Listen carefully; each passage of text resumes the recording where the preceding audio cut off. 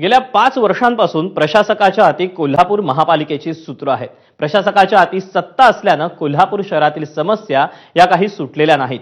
कोल्हापूर महानगरपालिका क्षेत्रातील नेमके कोणते विषय या 5 वर्षाच्या प्रशासक काळामध्ये प्रलंबित राहिले, कोणत्या समस्यांचा महापूर सध्या कोल्हापूरमध्ये दिसतोय, 5 वर्षांच्या काळात भ्रष्टाचाराचे पेव फुटले का, याबाबत कोल्हापूरमधील महिलांना काय वाटतं, महिलांशी संवाद साधलाय कुलदीप मानेनं। पाहूया।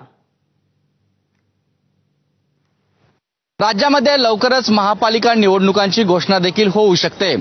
कोल्हापूर महानगरपालिकेत मागील 5 वर्षापासून प्रशासक आहे, त्यामुळे कोल्हापूर महानगरपालिकेचे या 5 वर्षामध्ये कोणते प्रश्न प्रलंबित राहिले, कोणत्या समस्यांचा महापूर सध्या कोल्हापूर महापालिकेत आहे, या 5 वर्षाच्या काळामध्ये भ्रष्टाचार महापालिका क्षेत्रात किती झाला, याबाबत आपण कोल्हापूरमधील महिलांशी संवाद साधणार आहोत। काही महिला पदाधिकारी देखील आहेत। तसं म्हटलं तर विकास झालेला नाहीये।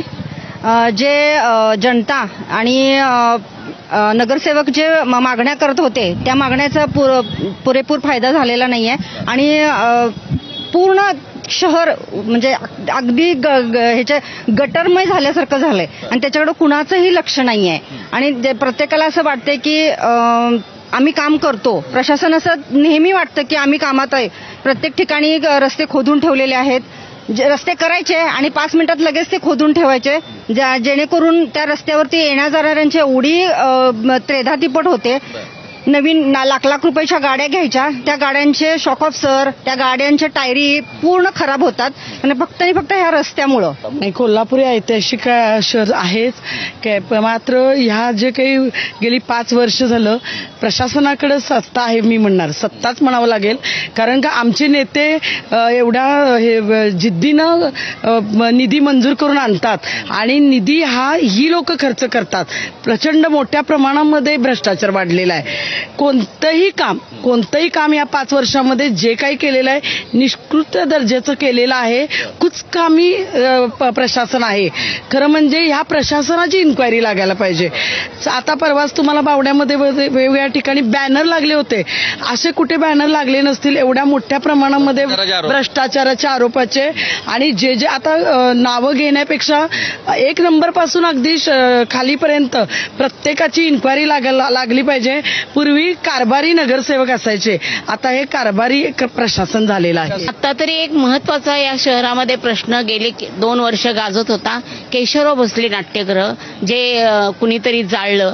त्या केशवराव भोसले नाट्यगृहाच्या संदर्भात सुद्धा प्रशासनाने घेतलेली उदासीन भूमिका, शाहू मैदान ज्याच्यामध्ये खड्डे पडलेले आहेत, यावरून असं वाटते का की प्रशासनाला आणि एकूणच सर्वांना या नगरीची शाहू नगरी म्हणून असणारी ओळख ही पुसून टाकायची आहे का, हा आमच्या मनामध्ये प्रश्न आहे। मला आता भारतीताईंनी सांगितलं तसं सांगायचं आहे। एक म्हणजे प्रशासन हे या शहराच्या बाबतीत अत्यंत उदासीन आहे। महिलांचे प्रश्न मोठे आहेत। महिला स्वच्छतागृहासाठी आम्ही सगळ्याच पक्षाच्या महिला सातत्यानं आवाज उठवत असतो की आम्हाला स्वच्छतागृहांची संख्या वाढवा, महिला स्वच्छतागृह जास्त पाहिजेत आणि ती शहराच्या गर्दीच्या ठिकाणी नाही आहेत, खूप गैरसोय होते। दुसरं म्हणजे सीसीटीव्हीची संख्या कमी आहे, त्यामुळे महिलांच्या सुरक्षिततेचा सुद्धा फार मोठा प्रश्न निर्माण झालेला आहे। त्यामुळे सीसीटीव्हीची संख्या वाढवली पाहिजे। शहरामध्ये गांजा, अफू हे जे प्रमाण वाढलेलं आहे ह्याच्याकडे सुद्धा कुणाचंही लक्ष नाही। शाळकरी मुलं गांजा ओढत बसतात, मग हे प्रशासन काय लक्ष देतं आणि काय करतं ह्याचा आम्हाला प्रश्न आहे। 5 वर्षात केलं काय प्रशासनानं? सध्या आपल्या ट्रेन जरी प्रशासन किंवा नगरसेवक नसतील तरी सुद्धा आपल्या प्रतिनिधींनी खासदार असो आमदार असो भरपूर निधी आणलेला आहे। कोल्हापूरचा कायापालट करायचा आपण घेतलेला आहे। 100 कोटी आता या महालक्ष्मी मंदिरासाठीच आलेला आहे। काही दिवसातच तुम्हाला या कोल्हापूर शहराचं रूप पूर्णपणे पलटलेलं दिसेल। आज आपण जिथं उभारलेलं आहे ते 3.5 शक्तिपीठामधील एक पीठ इथं मानलेलं आहे, महालक्ष्मी मंदिर। तर इथं पर्यटकांची भरपूर गर्दी आहे, तर महिलांसाठी स्वच्छतागृह होऊन दे यासाठी वारंवार महिलांनी प्रशासनाला लेटर दिलेलं आहे, पण त्याच्यावरती अजून काय हे उपाय काढलेला नाही त्यांनी। पण महिलांच्या आरोग्यासाठी हे करणं गरजेचं आहे आणि कोल्हापूर जनतेची एकच मागणी आहे। त्यांची मागणी काय, रस्ता, कचरा उठाव, पाण्याचा तरी सणासुदीच्या वेळेत पाण्याचा हा प्रॉब्लेम दर सणासुदीच्या ह्याच्यात चालू आहे आणि महिन्यातून 1 आठवडाभर तरी पाण्याचा प्रॉब्लेम आहेच। तो प्रॉब्लेम सॉल्व्ह व्हायला पाहिजे. तुम्हाला एवढा निधी येतोय तर त्या निधीतून ज्यासाठी निधी आलाय त्यासाठी तो वापर करून जे ते काम सुरळीत लावणं गरजेचं आहे. कोल्हापूर हे ऐतिहासिक शहर आहे, पण जसे बाहेरचे लोक येतात त्यांना तसं ते शहर स्वच्छ दिसत नाही. रस्ते सगळे खराब आहेत, कुठं स्वच्छतेची सोय नाही, स्वच्छतागृह नाही आणि रस्ते तर अजिबातच चांगले नाहीत. त्यामुळे लोकांना पार्किंगची सोय नाही.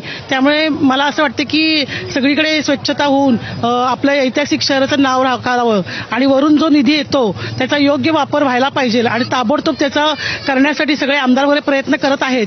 त्यामुळे आता खालूनच जरासं त्याची दिशा वाढवावी ही मी सगळ्यांना विनंती करते. मूलभूत समस्यापासून ते महत्वाचे जे प्रकल्प आहेत, महत्वाचे जे या ठिकाणी अनेक कामं आहेत, ती कामच या ठिकाणी या प्रशासक काळामध्ये रखडलेली आहेत. जी कामं झाली त्याचा दर्जा हा सुमार दर्जाचा आहे, निकृष्ट आहे आणि त्यामुळे कोल्हापूर हे ऐतिहासिक शहर या 5 वर्षाच्या काळामध्ये विकासापासून वंचित राहिलं, विकास खुंटला, अशा पद्धतीचीच भावना या कोल्हापूर शहरातील महिलांनी आणि काही पदाधिकाऱ्यांनी व्यक्त केलंय.